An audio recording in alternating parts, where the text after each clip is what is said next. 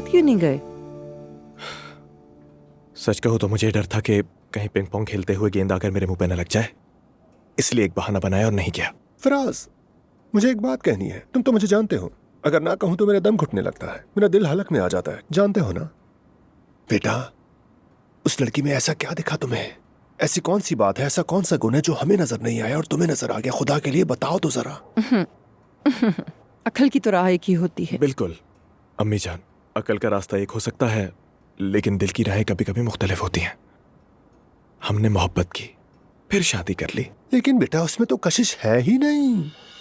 अच्छा तो फिर सच कहूं तो मैं यहाँ बैठकर अपनी बीवी की बुराइयां नहीं सुन सकता, माफ कीजिएगा। अच्छा अच्छा ठीक है, उसकी बुराई नहीं करते, लेकिन वो खुद भी तो यहाँ नहीं है ना? बताओ है क्या? तो क्यों ना आज रात हम मिलकर खूब महफिल जमाते हैं। बताओ क्या कहते हो उस पर? सच कहता हूँ, मैंने तो रात की पार्टियां छोड़ दी हैं, लेकिन साथ बैठकर कुछ पी जरूर सकता हूँ।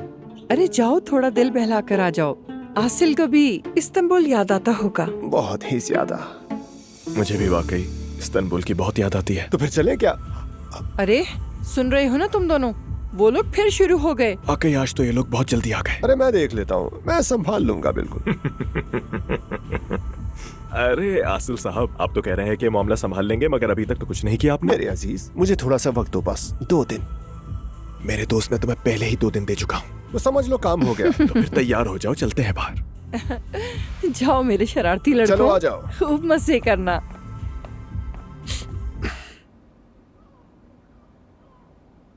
आज फिर मुस्तफा के हॉस्पिटल से फोन आया था अम्मी, वो मिलना चाहता है मुझसे। तो तुम क्या चाहती हो? मैं उस शैतान का चेहरा भी नहीं देखना चाहती। मालूम नहीं कब तक उसके बेटे को उसके बाबा से दूर रख सकूंगी। आखिर में तकलीफ हमेशा बच्चों को उठानी पड़ती है, याद रखना। अम्मी क्या करूं मैं? कोई तो मशवरा दीजिए। मैं कल जाकर अब्दुल्ला साहब से बात करती हूँ, देखती हूँ असल मामला क्या है। यही बेहतर है, मेरा तो बात करने का भी दिल नहीं चाहता। ठीक है, तुम बिल्कुल भी फिक्र मत करो। अप्पू को वैसे भी मेरी याद आ रही होगी। सोच रही हूँ जाके जरा छेड़ा उन्हें, दिल बहल जाएगा कुछ। हद है यार, ये किस किस्म की आवाजें हैं? ये कैसी मौसीकी है? अरे भाइयों, वहीं रुक जाओ जरा, तुम अभी मिलते हैं तुमसे, थोड़ा इंतजार करो।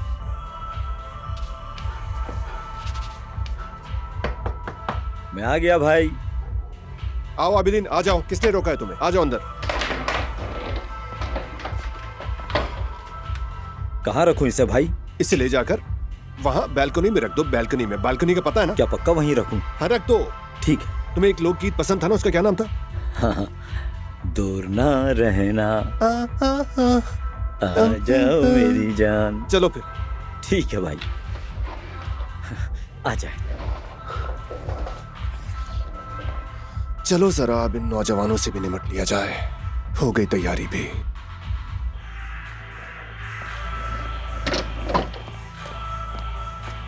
दोनों तरफ रख दिए मैंने। रहने दो, तुम जाओ और गाड़ी तैयार करो। मैं जरा इन्हें संभालता हूँ, फिर आज रात शहर की सैर करें। जो आपका हुक्म भाई। शाबाश आबिदीन। शुक्रिया भाई। जाओ आबिदीन। ठीक है,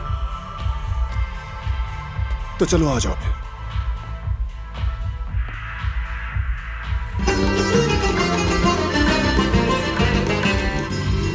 ये क्या आपने? ये करना क्या चाह रहा है?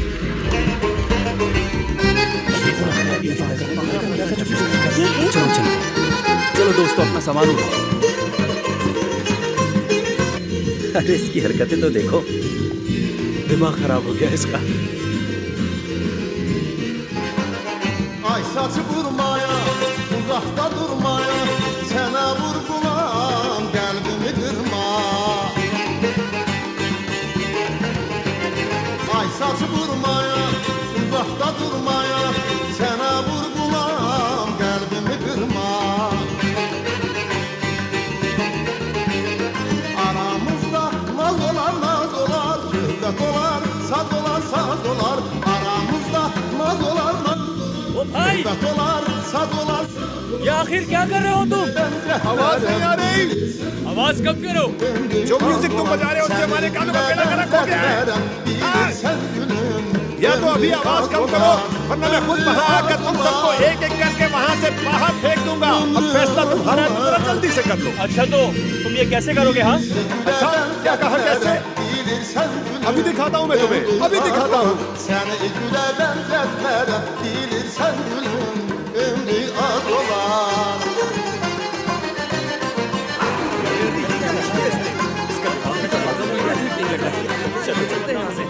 बेहतर है चलो क्लब में यहाँ से। चलो निकलो यहाँ से, पीछे मत देखना। शाबाश, जल्दी निकलो। तुम लोगों की वजह से मुझे देर हो गई है। तो चलो ये तो हो गया, मामला खत्म।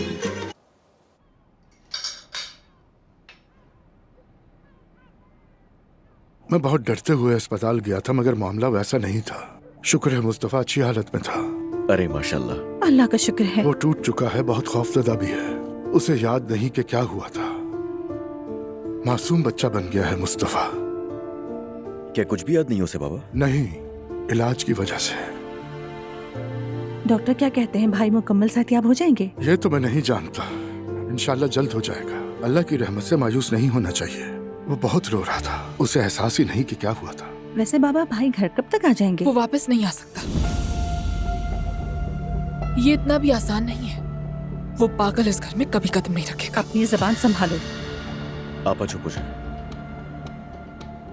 देखें ये बात ठीक कह रही हैं, इनका तरीका गलत है। भाई सही नहीं है इस वक्त, उसका आना ठीक नहीं है। मुझे भी लगता है ये मुमकिन नहीं है नूर आपा। भाई की जिम्मेदारी खुद लूंगी। आसूदा साहिबा भी यही कह रही थी। मैं उनसे कोई मशवरा नहीं लूंगी। दुआ बिला वजह बहस का फायदा नहीं। वैसे भी मुस्तफा वहाँ से जल्द नहीं निकलेगा। यही बेहतर है उसके लिए। कभी कभार जाकर मिल लिया करें, यही काफी। आखिर इस घर के फैसले करने का इख्तियार तुम्हें कब से मिल गया ईशल साहिबा? हाँ नूर आपा प्लीज खुदा के लिए अकल से काम लें। इस बात का ईशल से कोई ताल्लुक नहीं है। और ना ही ये आज का मसला है नूर बेटी। अच्छा खैर छोड़ें ये बात। आसूदा साहबा कंपनी में कोई नया आदमी ले आई और कह रही थी कि उनका रिश्तेदार है, भाई का सौतेला बेटा है, शायद ऐसे ही कुछ कहा था। अजीब सा ही बंदा है, कुछ ज्यादा ही अजीब बंदा है। और वो हमारे ही घर में रह रहा है। वैसे आसूदा साहिबा अपने काम में बहुत काबिल है। अगर वो किसी को साथ लाई है तो यकीनन कोई वजह होगी। बिल्कुल नहीं, वो बात नहीं कर रहा। दरअसल वो किसी भी चीज में माहिर नहीं है।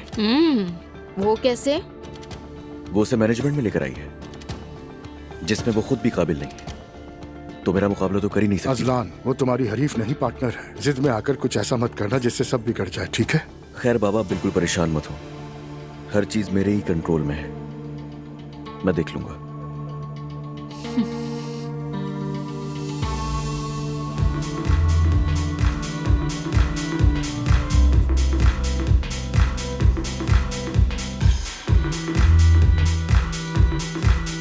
भाई तुम तो आते ही छा गए। लगता है कि परसों से इस्तांबुल की रातों पर हुकूमत की हुई है तुमने। वीआईपी लाउंजेस के मुस्तकिल मेहमान। यार बाकू यहाँ से सिर्फ 1 घंटे की दूरी पर है। यहाँ रात होते ही वहाँ सुबह हो जाती है। तुम तो मुझे जानते हो, मैं एक बैन अल-अक़वामी आदमी हूँ। मेरी छोड़ो यार। तुम्हें क्या हो गया? तुम्हें किसी की नजर लग गई है क्या? नहीं नहीं, हमने शादी कर ली भाई, वो बाब अब बंद हो गया। बकवास कर रहे हो ना? सच कह रहा हूँ यार, मैं वाकई संजीदा हूँ। बेटा मोहब्बत को तो मैं कभी समझ नहीं पाया, तुम जानते हो, लेकिन आशिक को जरूर समझ लेता हूँ। तुम्हारे साथ कुछ चल रहा है, क्या हुआ है मुझे बताओ ना। आशिक लटका हुआ चेहरा लेकर नहीं घूमता। मेरी जिंदगी इस वक्त कुछ उलझी हुई है। अगर उलझी हुई है तो सुलझ भी जाएगी, इसमें क्या बात है? भाई बहुत कुछ हो चुका है। तो क्या हो गया बेटा? मैं कह रहा हूँ कि उसकी फिक्र छोड़ दो। अब तुम्हारे सामने ये जो तजुर्बे की दुकान बैठी है इसे देखो और सीखो कि जीना आखिर कैसे है यार। जी जी जरूर जनाब, आप तो वाकई बड़े गहरे ख्यालात रखने वाले भाई हैं। यार ये मेरा अंदाज नहीं, मैं तो उथले पानियों का आदमी हूँ। मुझे इतना ना उलझाओ, मैं रात को आता हूँ, सुबह होते ही गायब हो जाता हूँ। यही मेरा उसूल है और यही जिंदगी है। तो चलो आप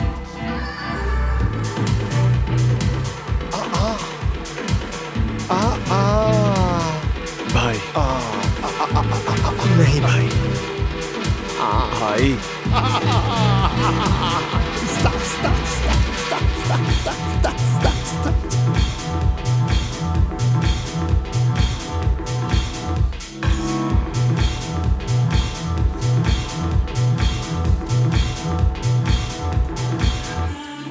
भाई खुदा के लिए आकर बैठ जाओ, ये क्या कर रहे हो? यार मुझे ऐसा लग रहा है कि मैं इस वक्त परेशान में हूँ। खुदा के लिए मुझे मत रोको।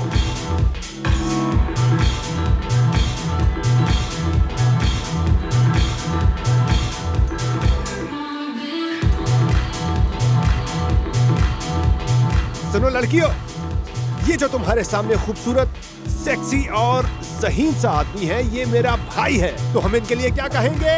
फराज, आपकी क्या बात है? ये लीजिए। किसके लिए कहेंगे? फराज के लिए कहेंगे।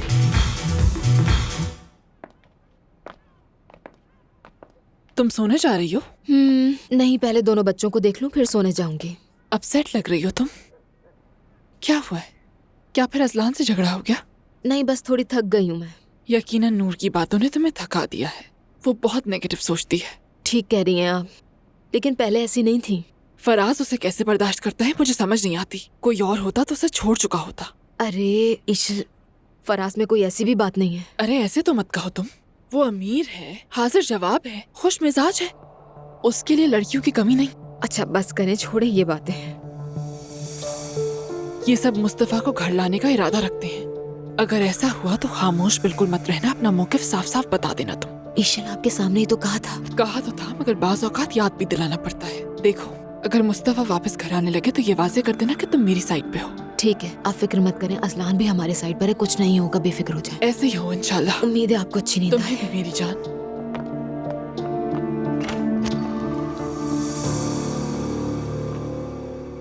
ओह मेरी प्यारी सी शहजादी।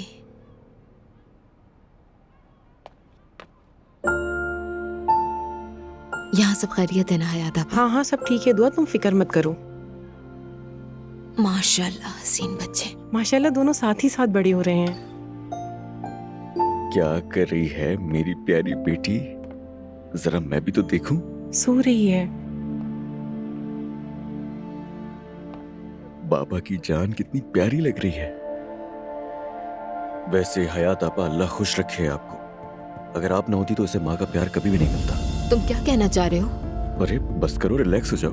मैं तो बस तुम्हारे साथ मजाक कर रहा था। मूड इतना खराब क्यों है? तुम आज भी गुस्से में हो यार। असलान मुझे गुस्सा मत दिलाओ और इस तरह के फजूल मजाक करने की इजाजत नहीं है तुम्हें, समझे? रिलैक्स हो जाओ।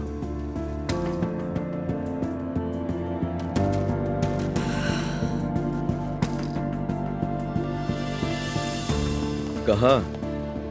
जहन्नुम में। चलना है साथ? या अल्लाह, हद है।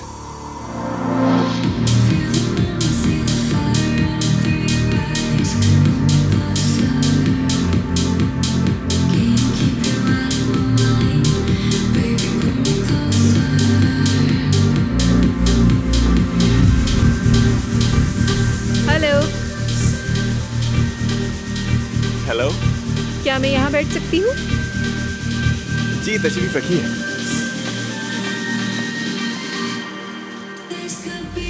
वैसे भी मैं अब निकलने ही वाला था।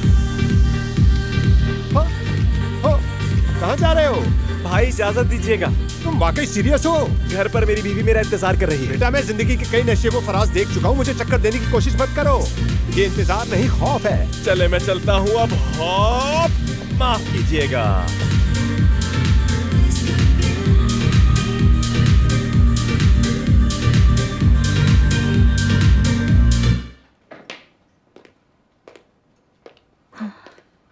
अस्सलाम वालेकुम आसूदा साहिबा, शाम बखैर।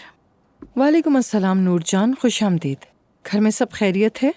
जी शुक्र है, भाई भी खैरियत से है अल्हम्दुलिल्लाह माशाल्लाह। फराज क्या कमरे में है? अभी तक वापस नहीं आए। क्यों वापस नहीं आए? वो और आसिल साथ बाहर गए हैं। हाँ, मुझे मालूम ही नहीं था।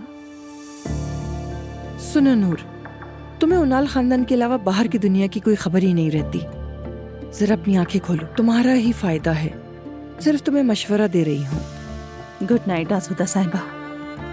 तुम्हें भी।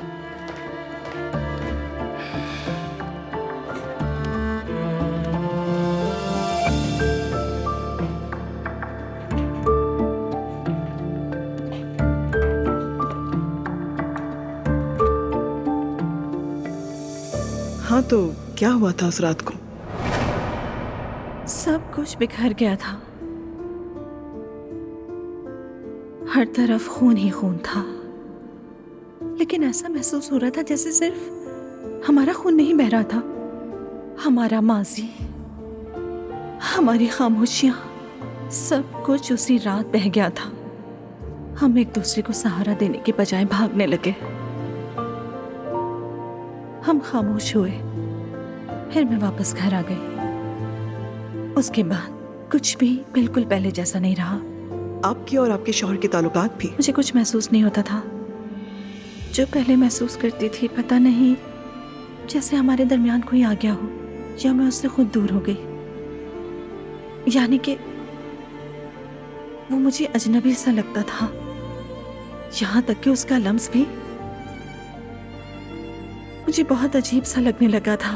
क्या आपको लगता है कि ये अजनबियत सिर्फ उस रात की वजह से पैदा हुई है? शुरू में तो मुझे यही लगा था, लेकिन बाद में मुझे एहसास हुआ कि ये एहसास तो जैसे मेरे माजी से चला आ रहा है। ऐसे ही होता है, बिल्कुल मेरे बचपन से ही।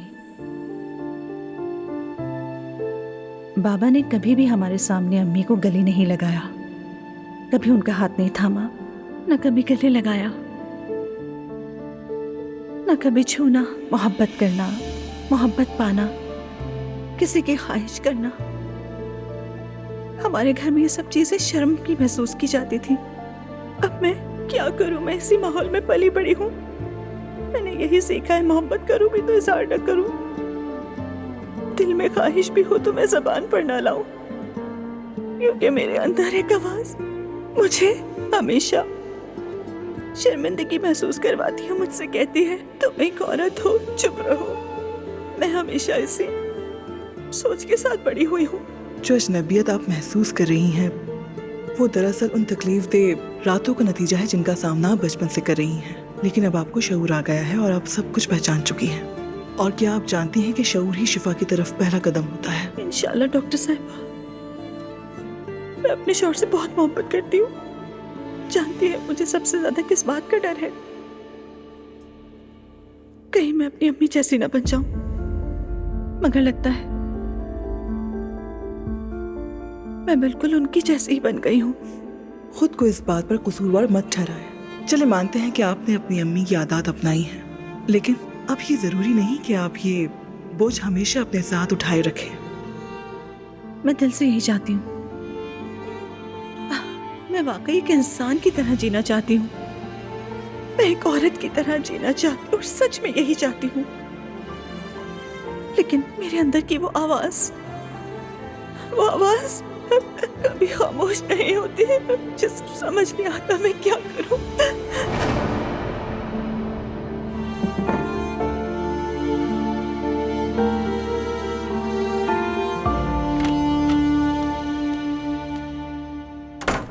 अस्सलामुअलैकुम। तुम कहाँ गए थे? यही हूँ, क्या हुआ? फराज, तुम रात को बाहर चले जाते हो, मुझे बताने की जहमत भी नहीं करते। मुझे तुम्हारी अम्मी से ये बात मालूम होती है। फिर वही उतरा हुआ चेहरा नूर। जाहिर है फराज, मैं तुम्हारे लिए परेशान रहती हूँ। तुम आसिल के साथ बाहर जाते हो और अब आसिल भी हमारी जिंदगी का हिस्सा बन रहा है। तुम मेरा साथ क्यों नहीं देती? क्या मैं तुम्हारे साथ नहीं हूँ? नहीं, कभी भी मेरे साथ नहीं थी। ये तुम क्या कह रहे हो? कभी मुझसे मोहब्बत नहीं की नूर। फराज, इस तरह की बेतुकी बातें मत करो। मैं बेतुकी बातें कर रहा हूँ। फराज, मेरी जान, मैं तुमसे मुझे सब नहीं चाहिए। मुझे माँ नहीं चाहिए नूर बेगम। मैं चाहता हूँ कि मुझे चाहा जाए। मैं जज्बा चाहता हूँ। मैं चाहता हूँ कि कोई मुझे मोहब्बत भरी नजरों से भी देखे। मेरी बीवी बनो, माँ मत बनो तुम। मैं शायद जो कुछ मुझ पर बीती उसकी वजह से मैंने तुम्हें ऐसा महसूस करवाया हो, लेकिन तुम तो अच्छी तरह जानते हो ना कि अच्छा, जो कुछ तुम पे भी थी, मैं थक गया हूं, निढाल हो गया हूं, लेकिन ये सब खत्म ही नहीं होता नूर। ना तुम्हारे जख्म खत्म होते हैं ना मेरे। कातिल, पागल, नफ्सियाती मरीज सब हमारी जिंदगी में आ गए हैं, ठीक है, लेकिन मैं भी एक इंसान हूं नूर। ये बात तुम क्यों नहीं समझ रही? देखो, गोश्त और हड्डी से बना हुआ एक इंसान। मैंने तुम्हें खुश रखने के लिए अपनी बिसात पर हर कोशिश की। मैंने खुद को बदल डाला। मैं पहले वाला आदमी ही नहीं रहा, लेकिन फिर भी मैं अब तक तुम्हारे चेहरे पर मुस्कुराहट क्यों नहीं ला सका? कैसे आए? कैसे आए मुझे नहीं मालूम, बिल्कुल नहीं। मुझे वाकई नहीं मालूम कैसे लाई जाए मुस्कुराहट। शायद हम दोनों एक दूसरे के लिए बिल्कुल बने ही नहीं थे। क्या कहा? तुम्हारी जिंदगी में कोई और आ गई है?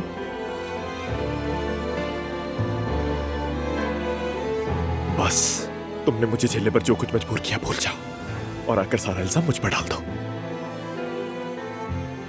मुबारक हो, यही हो तुम नूर।